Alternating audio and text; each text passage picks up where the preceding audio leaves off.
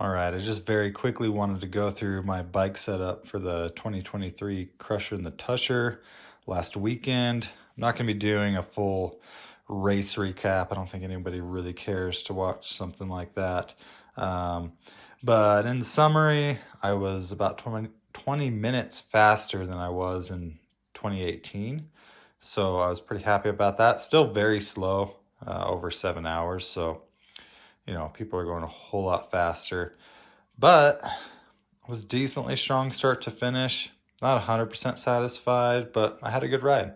Really enjoyed the route this year. It's always so challenging, but still a good time. Really, really scenic. So if we start at the front, I've got the Hunt wheels on here now, the Four Seasons. Nothing super fancy, but definitely better than the stock wheels that were here before. A little bit lighter and wider. And on there I have the Specialized S-Work Pathfinder tires, and they've been really good. They roll actually really fast. They're very quiet, decent amount of grip. And for the Crusher, I figured, maximum traction wasn't going to be the name of the game, where you spend most of your time climbing at slow speeds. And so I went with those. Been really happy with them. Quality's been good, and there were no failures on the course with those, so I was happy with them. Notably up front, still running the old, these aren't even really Tiger shifters. I think they're a step below that.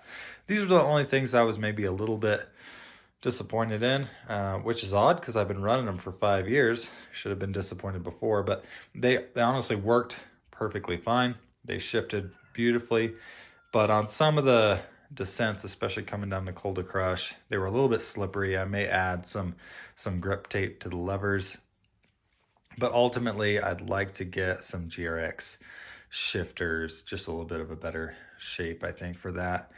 But otherwise they worked great. Lizard Skins bar tape, it's double wrapped just on the top, and it's got a foam insert under there as well. And then we have the Redshift suspension stem. Adds a little bit of weight, but I've really liked it when you come into washboard corners.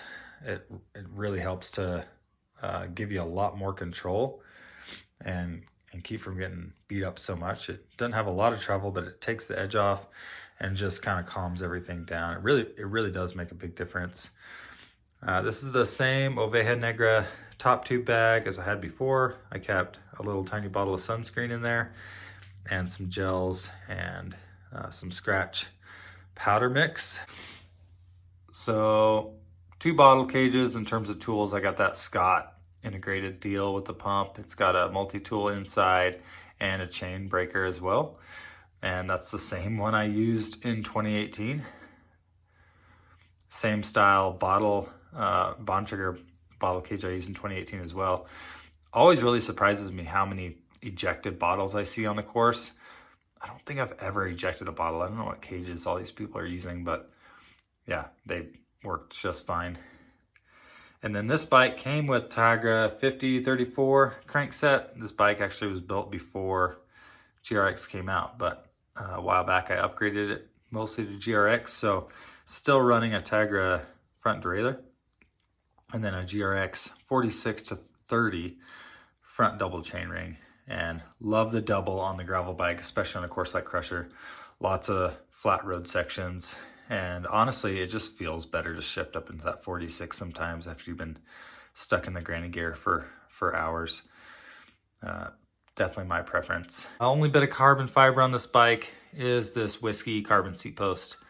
Not the lightest in the world, but I figure you can't actually save all of that many grams on the seat post, and the Whiskey posts are a lot cheaper. So I was able to save a handful of grams over the aluminum, and I feel like it's a little bit more comfortable. We got the Ergon SME3 Pro. I don't think they make this saddle anymore.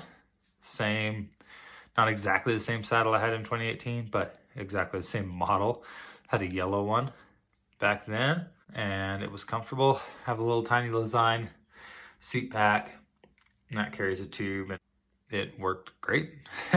This thing does sometimes come unstrapped, so it's not perfect, but it never it never falls off anyway. So, and we got the GRX rear derailleur with the clutch. I left the clutch off the entire time.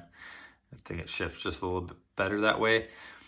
But it's there as an option, and it's still stiffer than your typical road derailleur.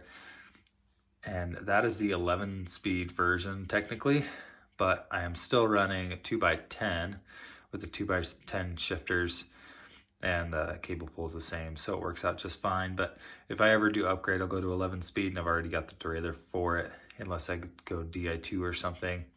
And then 1136 rear cassette. And honestly, this gearing combination was perfectly fine. I think, you know, if I want it to be easier, I need to be fitter, you know, in all honesty. And I could see you doing 11 to 40 to maybe be a little bit more forgiving on the cold to crush. So that might be an option in the future. But yeah, honestly, I was doing, I think, 3.5 miles an hour up to cold to crush at one point and doing a reasonable cadence. So 11 to 40, maybe I could do a little bit faster cadence, but it's not gonna save me from being slow on that climb. So that's it. That's the Checkpoint ALR 4 that I used for Crusher and the Tushar 2023. It was a great bike. I had very few complaints about it. It's been solid for me for the past 5 years. And I think it's an improvement over the 920 I had in 2018 at the Crusher. But that was also a pretty good setup. I haven't changed too much because I put a lot of thought into that that year, and it stayed pretty much consistent. All right, we'll catch you guys later.